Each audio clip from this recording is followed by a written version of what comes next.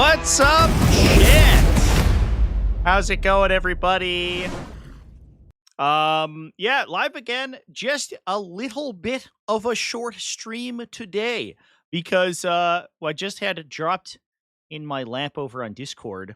The new Knight Defender datasheet from the new Imperial Knights Codex, and I wanted to talk about it because I think it's really cool, actually.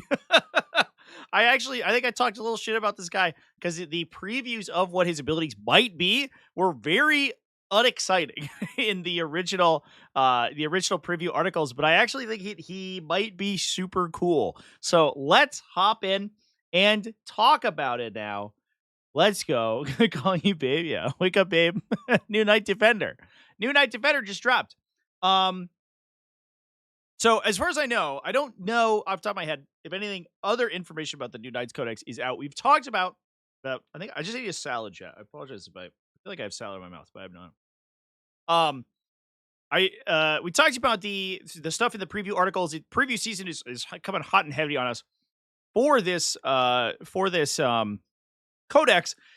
I don't know if there's anything else out. This is all I have right now to discuss, but I figured I was editing and we might as well hop into it. Can we get more pixels? No, you get 6 pixels, and that's about it. So enjoy that. We get a picture of somebody's plate. I think they're eating pie or lasagna or something, so that's good. Off the back there. But let's talk about what this guy does. So it's a standard knight top line profile. 10-inch move, T11, 3-up save, 4-up invulnerable. That's different. We'll talk about that in a sec. 26 wood, 6-up leadership, OC8. 4+ invulnerable save baked in against ranged attacks only. So it has an improved invulnerable save against guns. It's basically rotate ion shields permanently forever, which is, first of all, sick. That alone is already an incredible ability for this thing to have. On top of that, it also has reasonable shooting. I was a little worried its shooting would be bad. It doesn't look great if in the comparison with like a Crusader or something.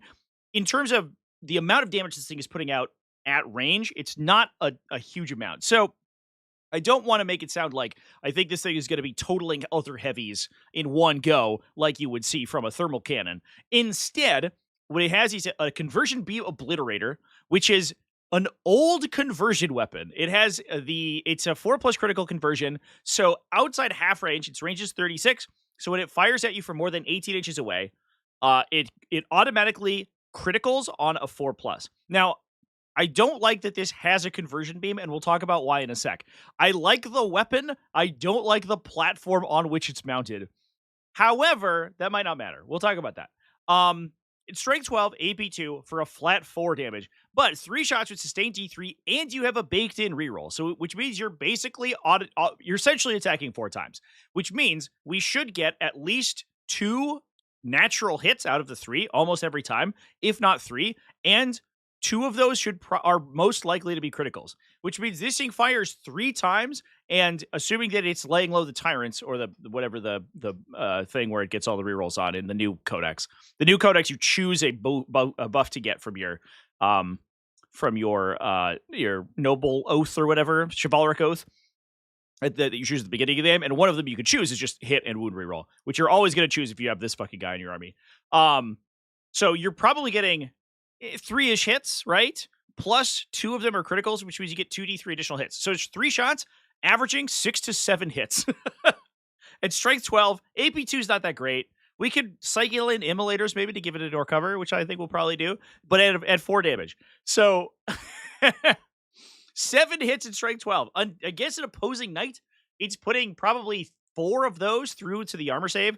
If it is not in cover and it's not rotated or anything, it's saving on 5s. Let's say we save 1. It hits them for 12 damage. It almost half kills them with 1 gun, which is really good. The conversion beam is actually sick here. It's wild it has old conversion, not the new Votan conversion where it's just lethal. I assumed it would just be lethal hits, and I was like, oh shit, it kept sustain. Whoa, boy. This gun's amazing. All right. On top of that, we also have the Plasma Executor, which is it's literally just a fucking macroplasma. It's exactly the cutoff of a Redemptor Dreadnought, which we all saw coming, right? It's basically just the gun from like a stupid Castellan or whatever. Um, it's strength 9 AP 3 damage. You're never gonna be upset about having this thing on your profile. It's a big anti-heavy infantry blast weapon. I mean, it's good, right? Like it's nothing to write home about, I guess, but it's definitely not the worst gun in the game. It's good against light vehicles. It's good against heavy infantry. It will struggle against toughness 10 plus stuff, so most of the heavy stuff you're shooting at. But that is what your sustained D3 conversion beam is for. So that is fine. Did they steal the Votan conversion beaver? They stole the old Votan conversion beaver. They stole a previous incarnation of the Votan conversion beaver, and then Votan downgraded all their conversion shots to make them worse. But they made it longer range, which is actually kind of a downside. So we'll see. We'll see what things do. Noble 6. How does sustained D3 work? When do you roll it? Theoretically, I think immediately after you roll a critical hit. But it doesn't really matter that much. Because there's no like information gain between the sustain. I guess like it would matter if you want to reroll into an additional critical. So if you have 3 hits and like 1 critical, the question is, do you reroll the second one? Because a reroll on a miss is technically higher upside, or at least the same with a. It's mathematically the same as an extra shot, but with a higher upside of potentially tripling or quadrupling your total.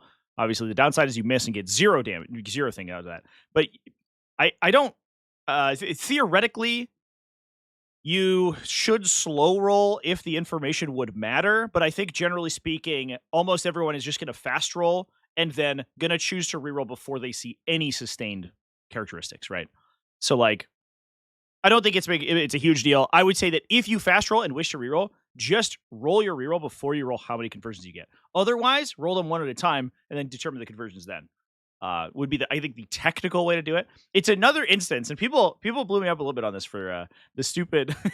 There's a video I did about fixing 40k in the or the things I would change in 11th edition. I was like the attack sequence rules are fucked, and this is one of the good reasons of it. Like, when do you generate sustained hits? Because I may have rerolls that would generate additional sustained hits, which means the information of sustained hits is important for knowing whether or not I have them when I choose to use the reroll. And that's stupid. Just make all the dice roll at the same time. Whatever. Anyway, let's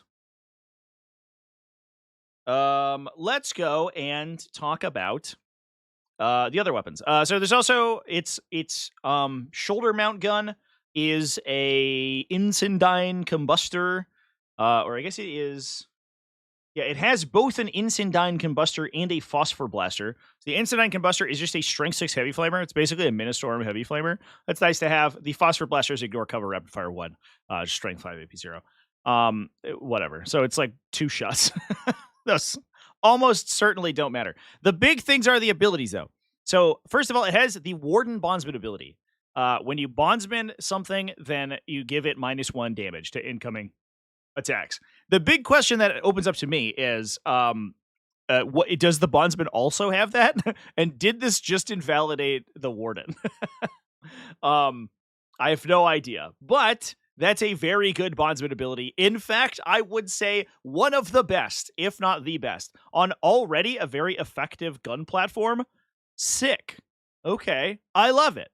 Also, very appropriate for the defender to be making his guys harder to kill. Now, speaking of making your guys harder to kill, this is also a Baneblade. The Knight Defender has the Selfless Protector ability, which is meant to represent its giant ion field generator that it gets instead of its Carapace mount weapon hardpoint. Each time a ranged attack is allocated to a Knight model from your army, if that model is not fully visible to every model in the attacking unit because of the Knight Defender, that model has the benefit of cover and a 4+ invulnerable save. The Knight Defender effectively becomes a terrain feature that provides coverage to your army with the additional bonus that it also basically just caps their saving characteristic at 4+. So you can never be modified past that. What a phenomenal ability. Now, the reason I think this is weird is that the intended play pattern for the Knight Defender is a little bit fucked. you want to be both in front of your army to protect them against enemy shooting, and also 18 inches away from your opponent to turn on your conversion, which means that your double gun weapon platform wants to be like it has this tension, right? It wants to be both close to your opponent and far away from them. It doesn't want to be engaged in melee because it doesn't have a good melee profile and it doesn't have any, melee attacks or whatever. It wants to be 18 inches away so it can trigger its conversion ability, but it also wants to protect the rest of your army. And it's also a super heavy walker, so none of your other stuff can't move through it. So if it's standing in front and just shooting its guns all the time, you're going to run into a traffic jam. So this ability, I think, is the least exciting thing on its datasheet, which is unfortunate because it's kind of the whole raison d'etre of this entire unit is this cool big ion field generator effect. We sort of assumed that it would be like a cover within 6 inches or something. It providing cover to things behind it is much more evocative and a cool ability, but I don't think it's that powerful. The only times it's going to matter, in my opinion, are early game, very early game, when you have a couple things behind it. It can defend Helverins that are standing behind it. And potentially, if you're doing something like you're stacking it up with a Knight Castellan, who has huge defensive characteristics and just buffing them even farther to force them to fight this Knight Defender. I think that could also be a use case. But I think in 80% of situations, the Selfless and Protector ability is not going to come up. It's going to be like a once in a million thing, which is too bad. But that said, everything else in the datasheet is great. The shooting is good. Having more dedicated shooting platforms for Imperial Knights and not these knights that are one gun, one melee, which are good, but unfortunately, they're good because of their flexibility, but sometimes that you just, run into a situation where you would rather have all of the long range shooting, and this guy just brings that with him. So plus, he also is just harder to kill than other knights, right? Other comparable knight platforms don't have 4+ invulnerable saves. So, baseline, he's good at shooting and has better saves than everyone else. Plus the best bondsman ability, I think, in the game. So, even without his special ability, he's really good. So, does it protect allies that would stand behind it? No, it's only Imperial Knight keyworded stuff. So it does not protect Imperial agents. It does not affect anything else. You can't bring him into a non-Knights list and protect your non-Knight stuff. That would be interesting and cool, but you cannot do that. Which I think they thought about quite a bit. They didn't want him to be a extremely, extremely strong sort of defensive dude guy. Mm-mm.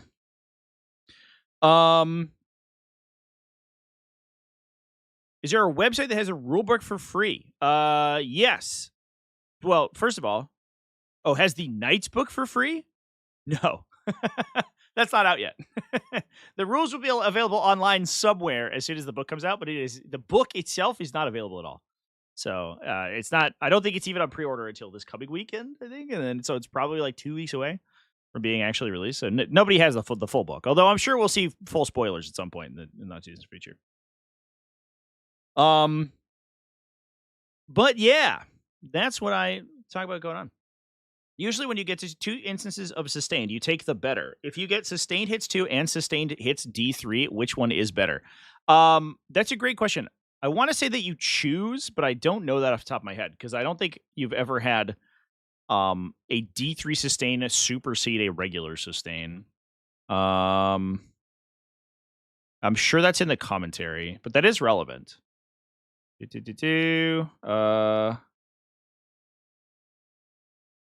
There is a rule for duplicated core abilities.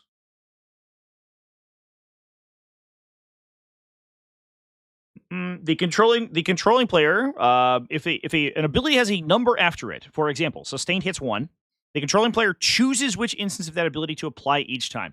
So you can choose to either use the sustained hits 2 if you use the strat from whatever the one where you get a defensive line is, or you can choose to use the D3. The D3 has a higher upside, but is mathematically just about the same. I would say you probably choose the sustained D3. Just hope you don't roll a 1, right? Because 66% of the time, sustained D3 is at least as good as sustained hits 2, and 33% of the time it's better, right? So it's on average the same, but has the potential to spike. Do you roll the D3 and then pick? No, I don't think so. I don't believe that's the case.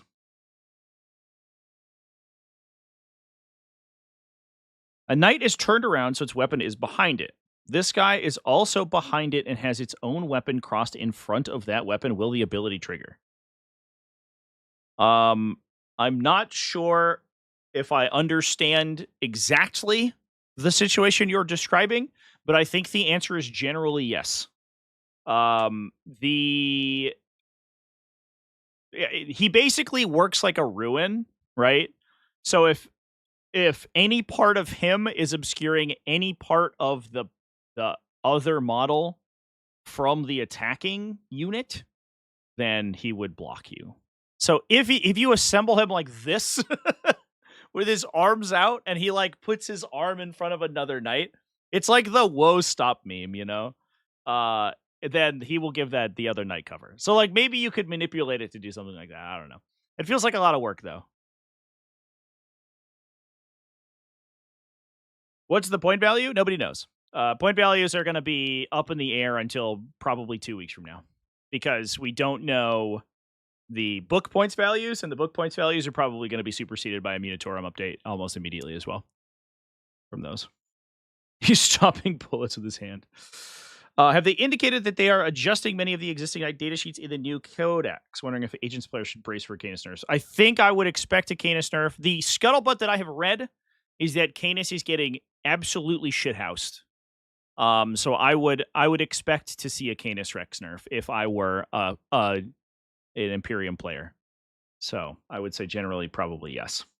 The Canis nerf is all but guaranteed. Yeah, that's probably coming. As I said before, I think I actually like the Canis Rex outside of Imperial Knights. I think he's so trash. He's so fucking dumb in Imperial Knights, and he's so interesting everywhere else.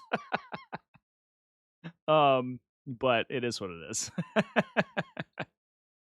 I would imagine that because we got the update to Chaos or to Imperial Knights alongside Chaos Knights, I would imagine that most of the existing data sheets are not changing wildly. Canis is probably a special case because he's an epic hero, but I would not expect to see too many changes to armatures and to the standard knights and stuff. Although so yeah, I don't know. I think that's probably about to happen. The best Sisters armies list start with Canis Rex, yeah. And Adeptus Sororitas have been underperforming, right? So it's like, I don't know. That's the interesting thing about Canis Rex right now is that I think he buoys up a lot of underperforming factions. The good factions will just not play him, right? The factions that have good internal synergy will simply not play him at all. But anyone who doesn't have good data sheets will play him. Dominator, thank you for joining early access. Appreciate that. Did any other data sheets leak? Not to my knowledge. As far as I know, this is the only one that we have. Well, that also has some cool pictures of it, which is sweet. Ryan G with the super chat. Ryan G donated $5 through super chat. So his rule basically functions like the Aegis defense line. Also, you did my boy Lysander dirty. Its strength higher than or equal to toughness. Oh, for Lysander's unit ability? That's pretty good. Get wrecked every single mastercrafted power sword in the world. But yeah, he basically works like an Aegis defense line. This is the closest that we're gonna get to a Astra Militarum army in Imperial, or an Astra Militarum data sheet in Imperial Knights.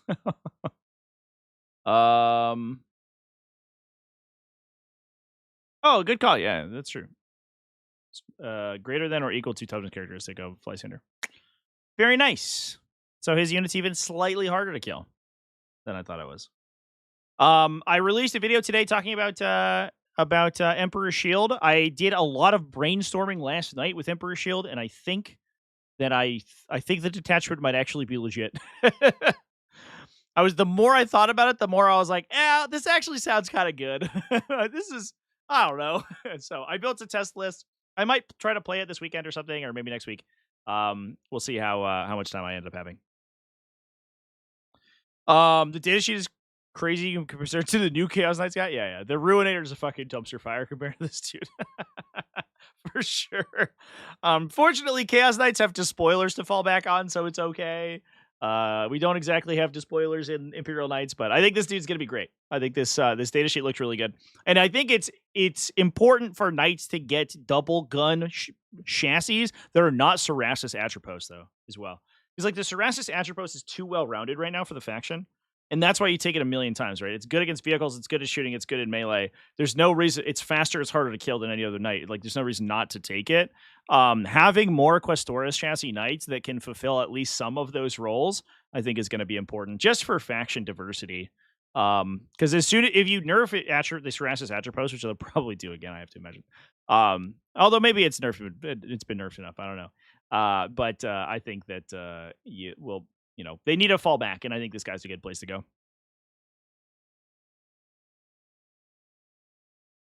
feel like this ability, more people will try calling out models for advantage. It's gonna be annoying. Well, yeah.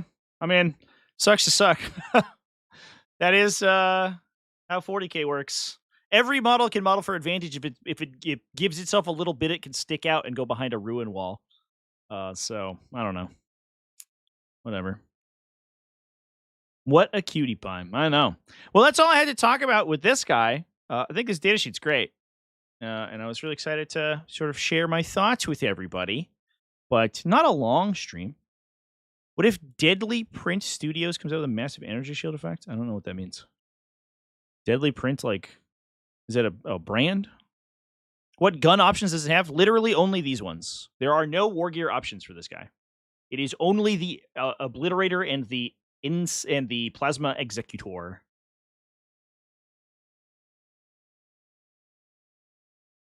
So anyway, chat, I'm gonna be modeling the Fed with a 2-foot piece of string. We talked about that ages ago. My favorite thought experiment for True Line of Sight was back in 9th edition and 8th edition, when you could look out for characters. So characters could become untargetable, entirely unshootable, period. If in 8th edition, it was if any other unit from your army was closer to them. And then in 9th edition, it became if they were near a friendly infantry unit and another thing was closer. They were totally untargetable by attacks, just immune. Could not be attacked. So you would just take a big scenic object. And the best one was like a ruin wall. A big ruin wall that's like an L shape. And you put it on the character's base back here. So your L shape just goes in front of your army. And it's like, you can't attack him. He's a character. And technically his base is behind all my models. So he's lookout sirred. But also, he's physically in front of my model so you can't see them. That's the best one. No single human would do that because you would be laughed out of the room. But that is something that the rules basically don't disallow. And it's one of the best reasons that I think True Line of Sight is a fucking travesty. It's so bad. What do I hope to see from unique Iron Hands and White Scars detachments? Firestorm sadly seems to be the weakest. Yeah, White Scars is for sure. I mean, Iron Hands is going to be an Ironstorm Spearhead derivative. It will probably have some buffs for heavy infantry because they have this hard on for giving heavy infantry bonuses. So like I don't know what it will do. White Scars could be a Stormlance version.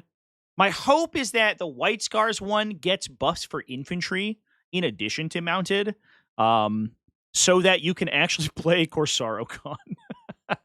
Although is Corsaro Khan's just being reworked, right? He's just a new guy, or is the new Khan? I forget. I forget. There's a new Khan guy. Is he? I think he's a different guy, right?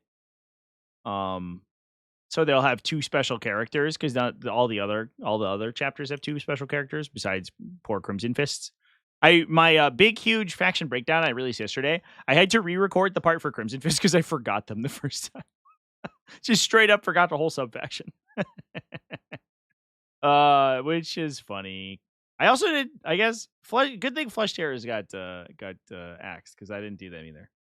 But they're Blood Angels anyway. Whatever. I can't find the article that talks about him. It's a new guy? Okay. Cool. So, yeah, I hope that they have some sort of buff for infantry. I hope they just get Honor the Chapter. Like, just give it +1 to wound when on the charge if you're mounted +1 AP. That's what they should do. Because the real problem with mounted Outrider squads is that they're AP1. So they bang up into a 3+ save. Your opponent goes all AOC. And then you give them +1 to wound. And they throw your opponent a bunch of saves. And they succeed most of them and take very little damage. It's really shitty. So it should be +1 AP for mounted. And it should be +1 to wound for infantry. So you can at least get value out of Assault Intercessor squads or Blade Guard veterans that are charging. That would be big. I think that would be a huge deal. I would love to see that. Iron Hands. I don't know. I know what I want Iron Hands to do. Which is like give a bunch of cool things to Tech Marines. Like bring back. I don't know. I don't know if there's a way they can make it work. Maybe they have like stratagems for Tech Marines that like broadcast to vehicles, but I know all they're gonna do is like make a strat that like gives you -1 to wound heavy intercessors, and you're gonna be like, cool, okay, sick, thanks. It's probably fine, but not really what I wanted. But I want to see Tech Marine Matters the detachment. I think that would be fucking rad.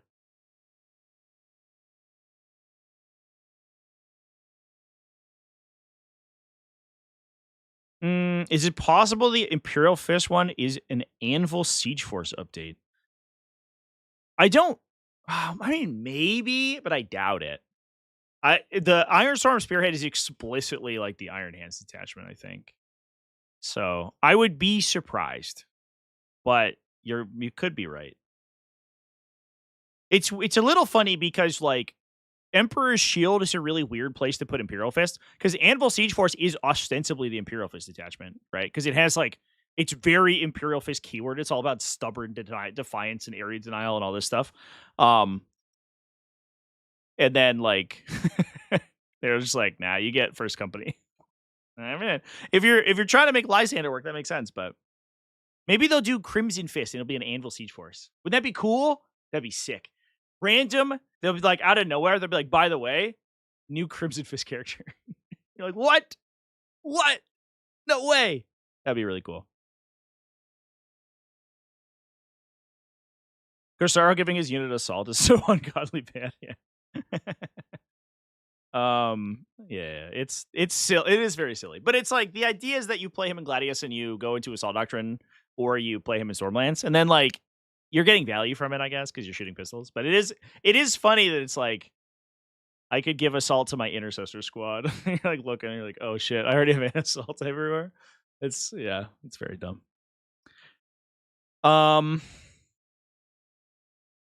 A solar spearhead thing might be good for Iron Hands. I agree, but I think that I would be surprised if they went that far. Because the other detachments have been basically like 5% different from the original Space Marine version. So like adding a bunch of stuff about like character dreadnought keywords and then enhancements for dreadnoughts and a million extra things, I feel like is beyond the purview. You know what I mean? Because I think they're trying to keep those detachments pretty similar to what they have already. But I don't disagree. I think that would be cool as fuck.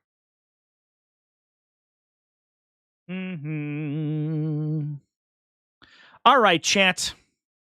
Elizabeth, thank you for saying hi. I appreciate that. Well, that's all I have to talk about on this very short live stream about the super cool Knight Defender. And so I think I'm gonna hop off. I'm gonna be live on Twitch in about an hour. So this is not all the streaming we are doing for today. Here is my Twitch link if you are interested. Come hang out with me. I'm playing against Imperial Knights, but it is old Imperial Knights. I'm playing in the away games thing, and I am playing with salamanders. I'm not using the new Firestorm detachment because I forgot to change my list to it. So I'm just playing old Firestorm, but I am playing new Vulcan. So that's cool. I get to play Vulcan where he uses his ability while he's in a transport. What a time to be alive. What a time, chat.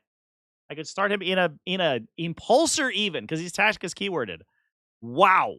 My mind is blowing itself right now. It's crazy. So we'll see how things go. All right, chat. Thanks everyone for hanging out with me on this little impromptu stream. I will see you over on Twitch in a little bit. I'm going to get back to editing my giant Nova recap. Right now, it is just under 1 hour, and I don't think it's going to get any shorter. So enjoy that. I'm hoping to release it tomorrow. It depends on how long it takes and how much editing I get done tonight. So cheers, everyone. Goodbye.